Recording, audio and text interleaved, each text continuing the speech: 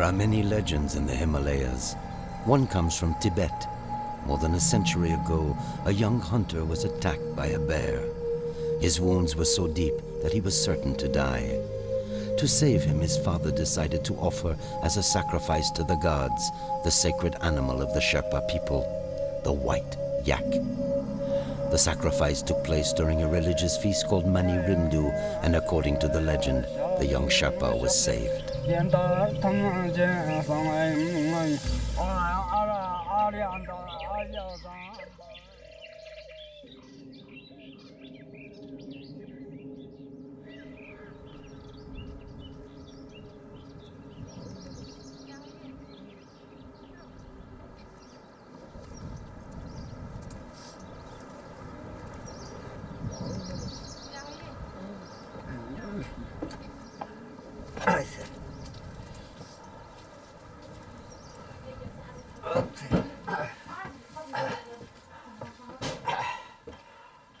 My name is Pfou Tchotar Sherpa.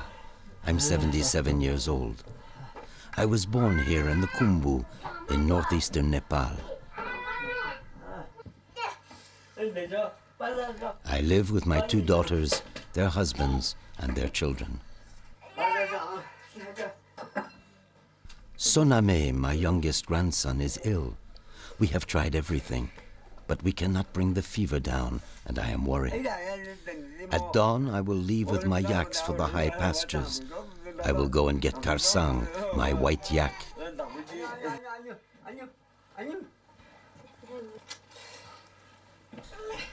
In a few days, I will sacrifice him to the gods.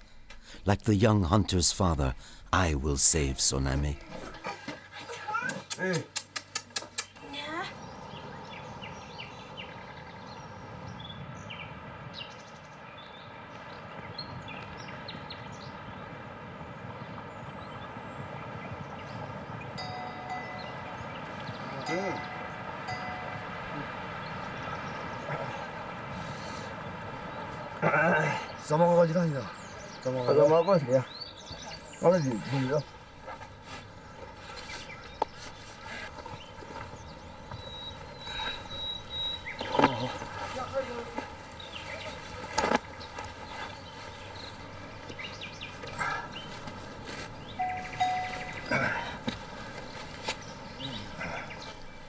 Pasang and Kenji come with me.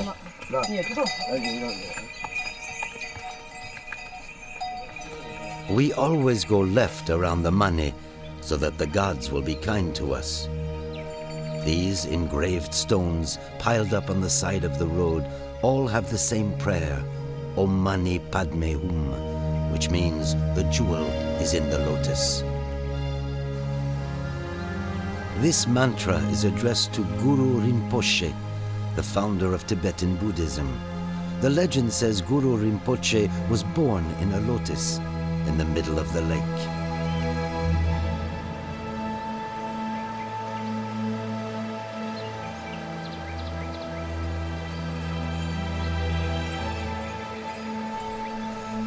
Where we live in the Khumbu, the gods are everywhere, on each stone, in each waterfall which emerges from the glacier and goes down to join the sacred waters of the Ganges.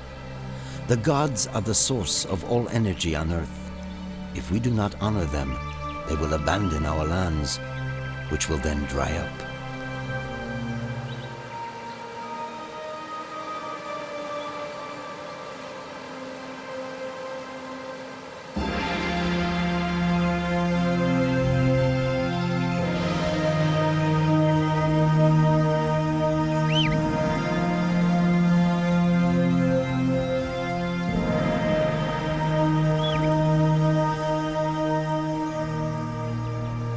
My ancestors came from Tibet. In Sherpa, Sher means the east and Pa, the people. That is why they call us the people who come from the east. Guru Rinpoche predicted that one day the Tibetan religion would be threatened, and so we had to flee Tibet and go to a valley with snowy peaks.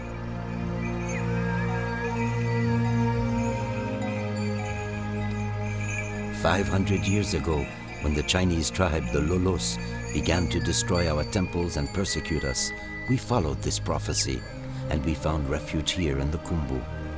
The Khumbu is a Beul, a promised land, a protected land.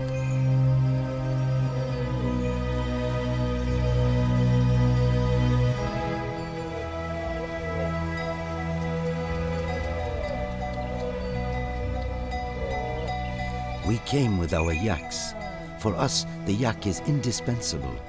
We raise them for their wool, which is very warm, for their skin, which makes strong leather, and for their milk, from which we make butter. We use yak butter to prepare the tea. It also fuels the lamps in our homes and our monasteries. But for the Sherpas, the yak is much more than an animal. Like our children, we give them each a different name. The yak is a companion who is like us, robust and resistant.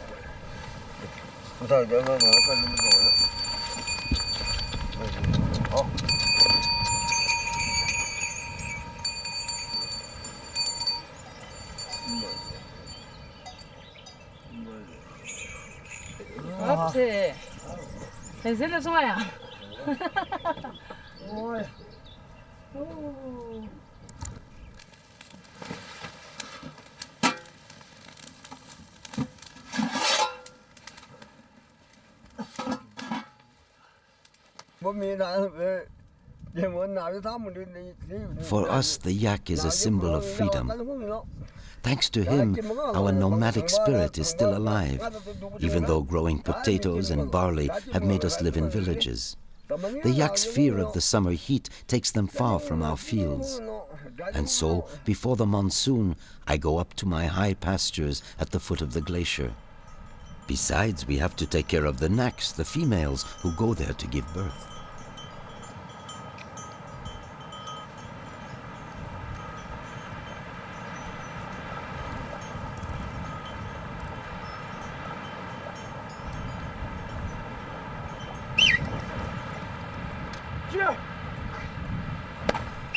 Now we have to chase the males away so the females can rest and nurse their young. When we set them free, the yaks always instinctively go higher up, but with the first snows of autumn, hungry and surprised by the cold, they come back.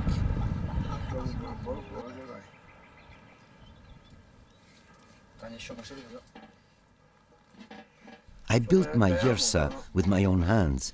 It's like a second home for me, a second life. I live in the mountains for 3 or 4 months. But Pasang and Kenji don't want to leave me all alone. They laugh and say that I'm too old. So from time to time, they bring me food and keep me company.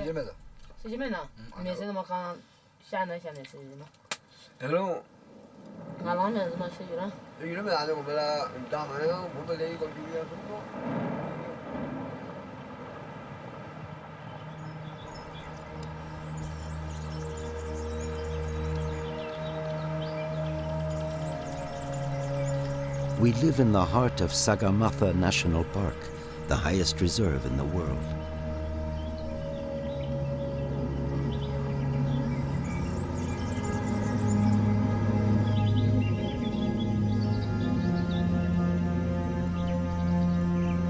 This is the Tar. We call him Rira, the mountain goat. They live in small groups. When winter comes, Mother Nature gives the large males a magnificent yellow color. They have nothing to fear from the Sherpas. We are not hunters. Their only predators are the snow leopard and the black bear.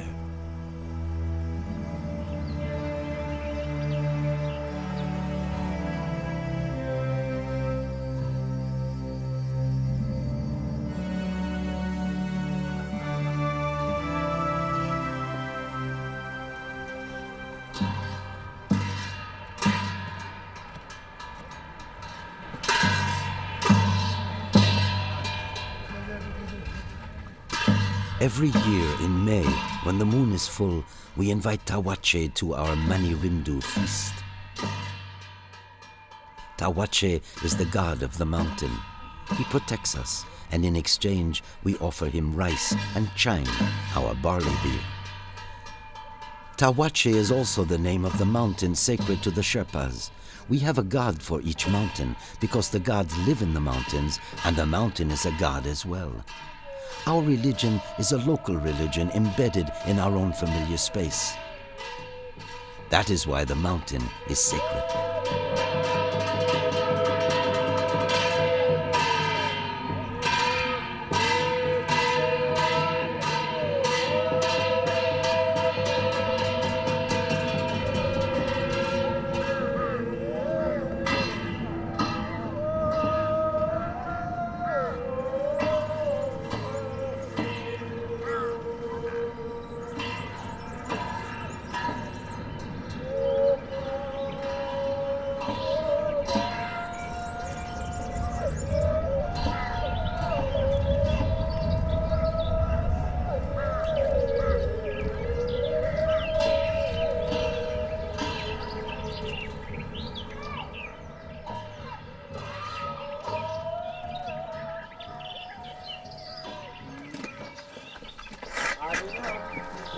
Lama Oti Benzar leads the ceremony. He blesses the four corners of the monastery and the villagers who have come to see him.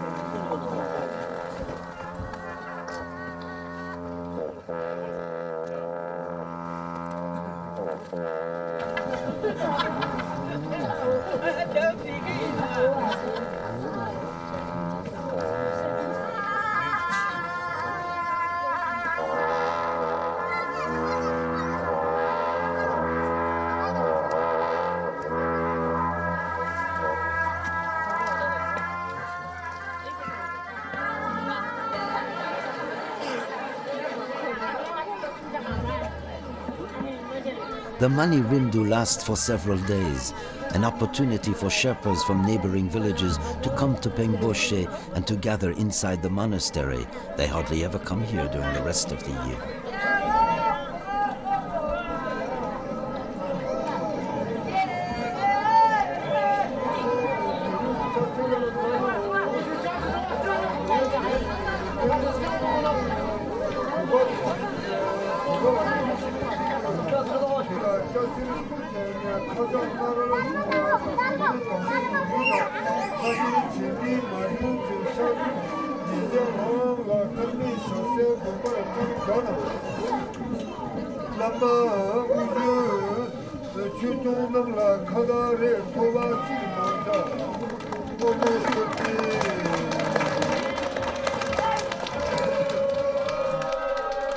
The Mani Rimdu celebrates Guru Rinpoche's victory over the ancient Tibetan Bon religion, in which human sacrifices were practiced. The Mani Rimdu is the exorcising of evil spirits which had been worshipped by our people.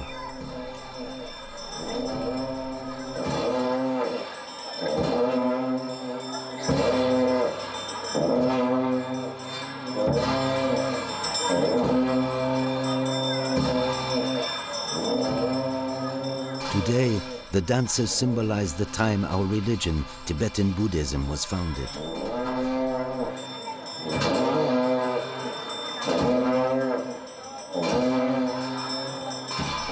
The costumed monks of Pengboche are the incarnation of those who fought with and defeated the demons. When they dance, they are no longer men, but gods.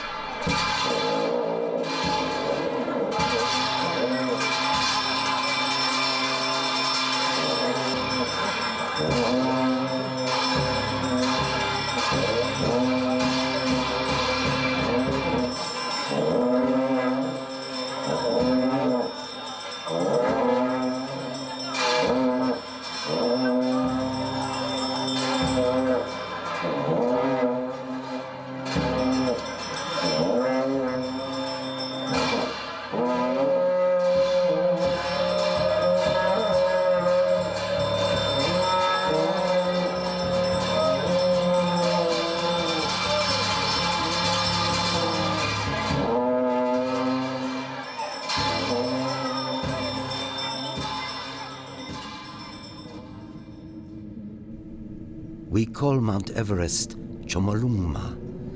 It is the home of the Earth Mother Milo Lungsangma.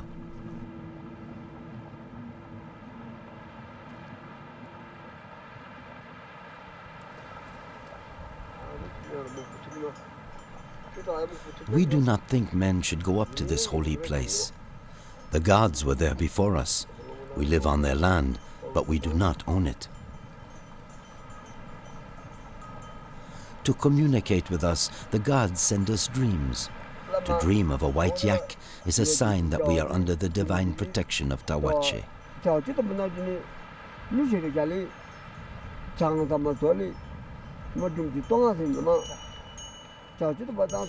My white yak is called Karsan.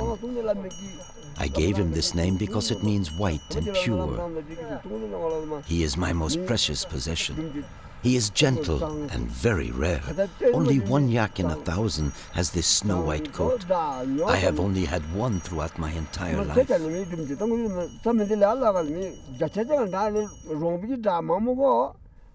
Today I will offer him to our god Tawache in the hope of saving Soname, Soname, my grandson.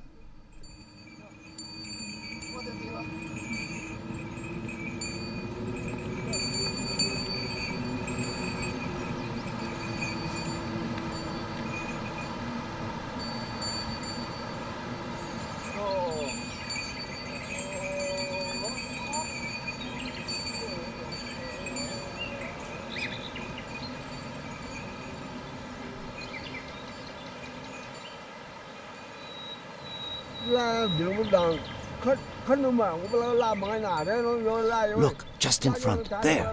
Do you see that animal? You can barely make him out. It's a tendari, a musk deer. You hardly ever see one. They hide in the rhododendron forests. They're fearful and solitary animals.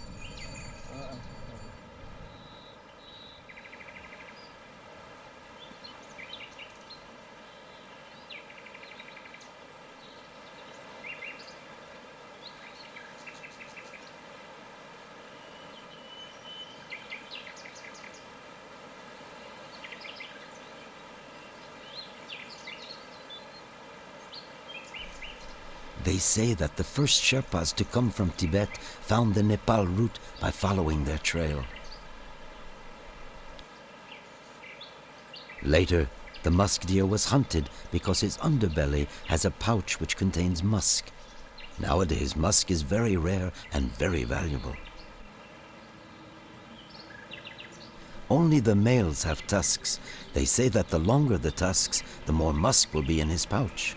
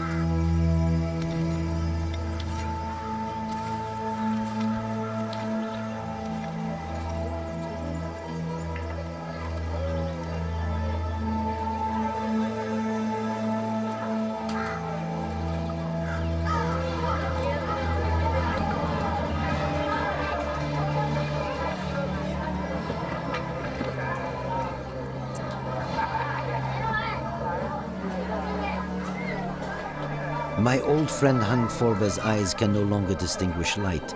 He was the mailman of Pengboche. Every year for the Mani Rimdu feast, the monks reserve a place of honor for us. I'm glad, because we can all get together on the elders' bench.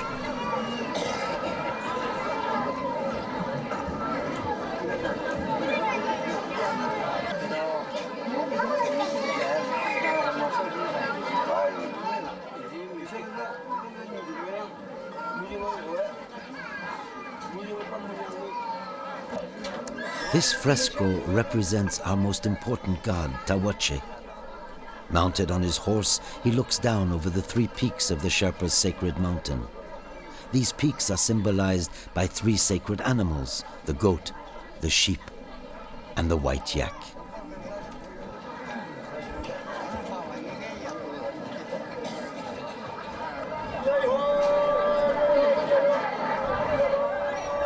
On the second day of Mani Rimdu, dozens of families from neighboring villages continue to arrive at the monastery.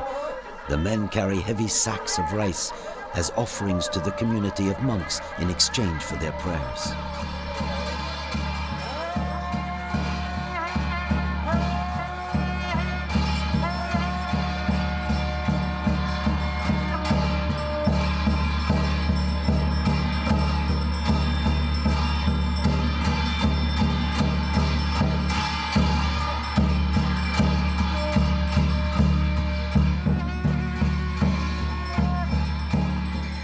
The monk with the mask is the incarnation of Ekajati, a universal mother who protects believers. She only has one eye, the eye of wisdom, one tooth, and one breast. This is Mahakala brandishing the trigu used to fight evil spirits.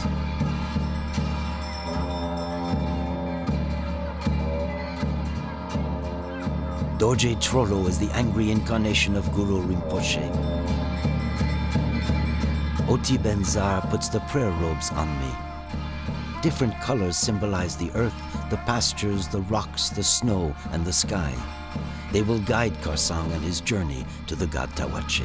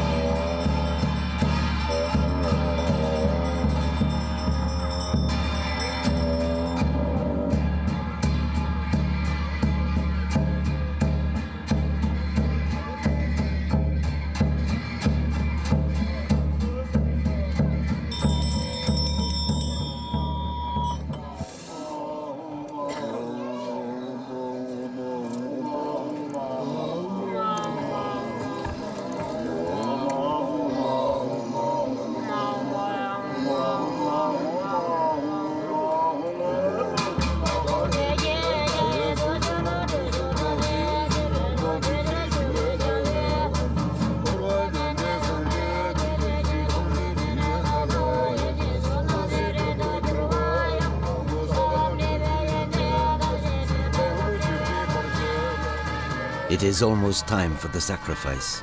To sanctify the offering, according to our custom, Pasang places little pieces of butter on the yak's horns and his back.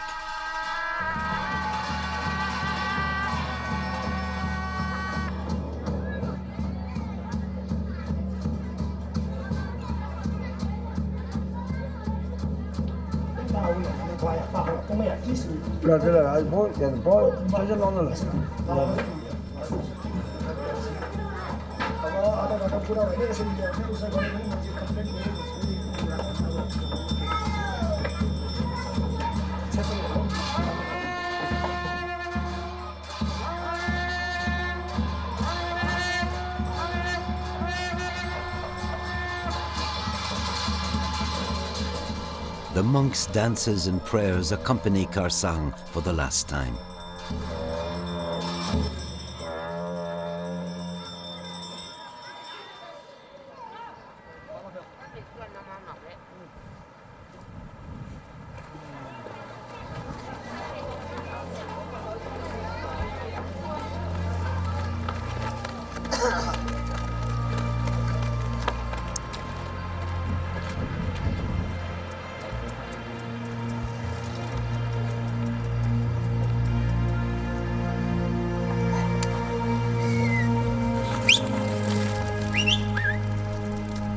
For the Sherpas, sacrificing a white yak means setting him free, returning him to the mountain where he can rejoin Tawache and become a god himself.